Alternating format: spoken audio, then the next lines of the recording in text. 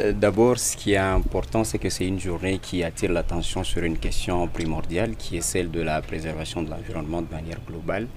Vous savez, l'homme ne peut pas vivre en dehors de son environnement et il est important que cet environnement soit protégé. Donc une journée comme ça, c'est une journée qui nous interpelle, mais aussi une journée qui nous permet de sensibiliser sur cette question cruciale dont notre vie dépend.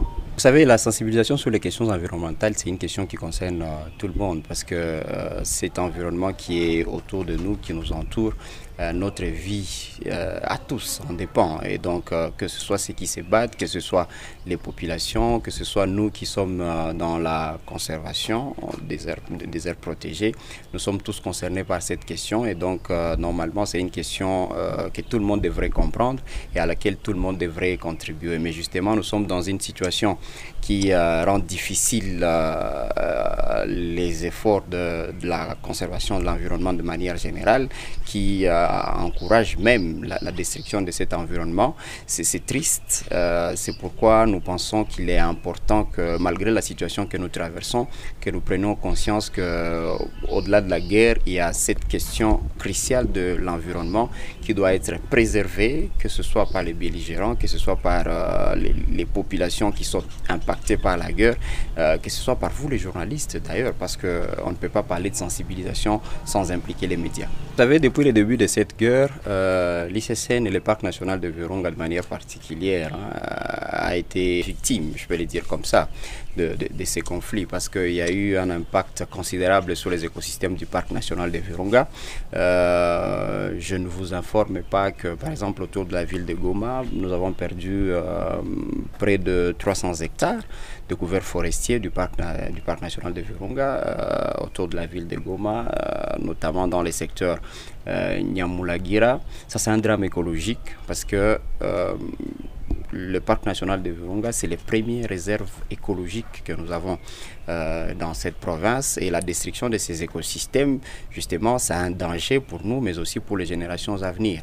Nous comprenons la situation complexe de déplacés qui, justement, sont eux aussi victimes de la guerre, mais nous pensons qu'il y a lieu de prendre en charge ces déplacés, notamment par tous les acteurs qui sont impliqués dans les questions humanitaires. Et c'est pourquoi il y a un travail de coordination avec toutes ces organisations afin justement de trouver des solutions qui vont minimiser tant soit peu l'impact de cette masse populaire qui s'entasse autour du parc national de Virunga. Il y a notamment des questions cruciales comme la question de l'énergie pour la cuisson, parce que généralement les déplacés vont chercher le bois dans le parc. Et nous pensons que cette question peut trouver d'autres solutions à travers d'autres moyens d'énergie pour la cuisine, parce qu'il y a beaucoup d'autres solutions qui sont plutôt durables et plutôt écologiques. C'est vers ces solutions que nous devons aller, mais aussi l'aide en faveur des déplacés doit être accentuée. Disons que c'est un travail que nous avons continué et ce travail n'a pas concerné que le Mont Goma. Nous avons travaillé sur plusieurs sites, notamment vous parliez du Mont Goma, mais aussi le cimetière désaffecté de litiges. Et donc c'est un travail que nous avons effectué et que nous poursuivons même au-delà de la ville de Goma parce qu'actuellement le projet s'étend vers le nord de la province, notamment à Beni et Lubero. Il faut dire que l'idée première c'était d'arriver à planter jusqu'à 1500 hectares d'arbres à travers la province du Nord Kivu de manière générale. Et c'est un travail qui a évolué de manière positive.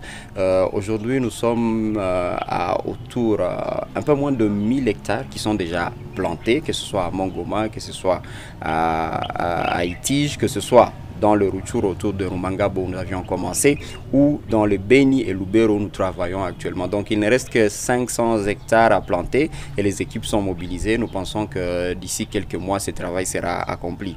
Et donc ça, c'est aussi une implication du Parc national de Virunga et de l'ICCN dans les questions environnementales. Au-delà de la conservation in situ que nous faisons au quotidien, nous travaillons aussi justement sur cette protection de l'environnement en dehors du parc national de Virunga.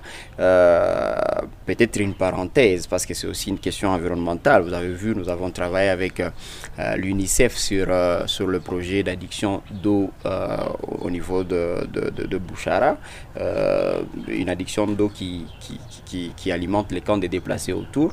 Et ça, c'est un travail qui s'inscrit dans le cadre de l'assainissement, parce que, vous le savez, l'environnement va au-delà de questions de la préservation des écosystèmes, mais il y a aussi toutes ces questions d'assainissement dans lesquelles nous nous impliquons et pour lesquelles nous travaillons. Sikukuu ya mazingira inakuwa sikukuu ya kutukumbusha kwanza kama ni muhimu tuchunge mazingira sisi wote.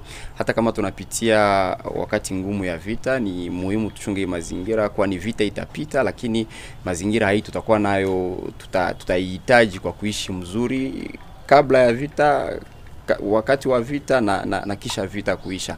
Ni muhimu tusidanganyike na hali ambayo tunapitia sasa, ili tuende kuharibisha mazingira yote ambayo inakuwa kando kando yetu.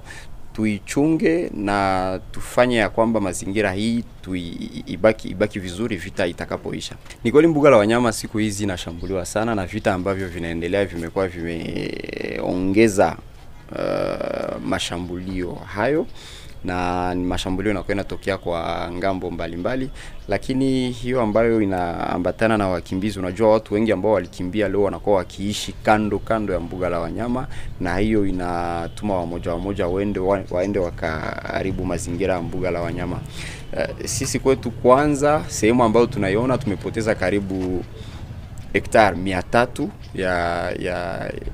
ya msitu, na hiyo inakuwa kitu ambayo imetuumiza sana. Lakini kwa hali ambayo wakimbizi wanakuwa wamepitia, tumeielewa, ni hali ngumu sana. Wanapitia hali ya wametoka nyumba zao na wanakuwa wameishi kwa hali ambayo inakuwa vigumu sana. Lakini tumetumika na ONG zote ambazo zinakuwa zikitumika kwa kusaidia wakimbizi, ili tupate suluhisho ambazo zitaacha wakimbizi hawa hawaharibu mazingira. Kwani unajua imekuwa imeonekana ya kwamba wakimbizi wanaenda kwa mbuga la wanyama kwa kutafuta kuni kwa mfano, na tumependekeza suluhisho za kupiga chakula ambazo zinakuwa zimeheshimu mazingira. Kunakuwa suluhisho mbalimbali, hasa mabriketi ecologique zinakuwa zimetengenezewa hapa kando ya mji wa Goma. Lakini pia ni muhimu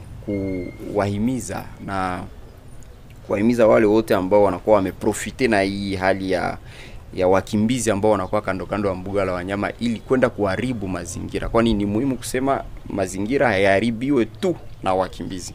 Kuna watu wengine ambao wameprofite na hali hii na wanakuwa wamejiunga kwa kuharibu mazingira ya mbuga la wanyama la Virunga. Hao watu tunawakumbusha kwamba hiyo ni matendo ambayo inaenda kinyume ya sheria na inakuwa imeadhibiwa vikali.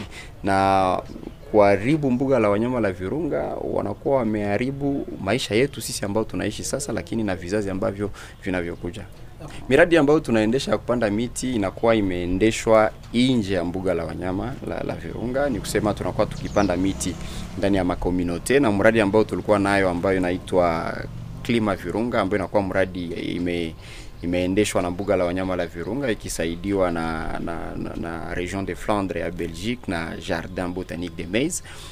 Mradi huo ulikuwa ukilenga kupanda mpaka hektari 1015 ya msitu kando ya mbuga la wanyama, na kazi hiyo tumeiendesha. Tulianza kando ya Rumangabo, tumekuja hapa Goma, tumetumika kwenye Mongoma, tumetumika kwenye cimetière ya zamani ya Itij, na leo tunakuwa tukitumika ndani ya eneo ya nord ya jimbo ya Kivu Kaskazini, sasa Beni Lubero, na kwa sasa tumepanda karibu hektari 1000 ya miti. Na kuna baki kidogo tu hektari 500 ambayo tunakuwa tukiendelesha kupanda. Kazi hii inafanyika na maassociation local. Imeonekana wakaaji wengi wamejiunga kwetu kwa kuendesha miradi hii, na hii inakuwa imeleta suluhisho kwa swali mbili. Kwanza, swali ya kupata miti kwa matumizi ya kawaida, yani kwa kufanya kuni, kwa kufanya mbao. Na kwa hiyo tumepanda karibu 500 hectares ya forêt communautaire kando kando ya Rumangabo. Hiyo ni kusema ni miti ambayo wakaaji wao peke watakuwa wakijere, na itawasaidia kufanya miradi mbalimbali ambayo itakuwa ikikuza uchumi wao ndani ya makomunote.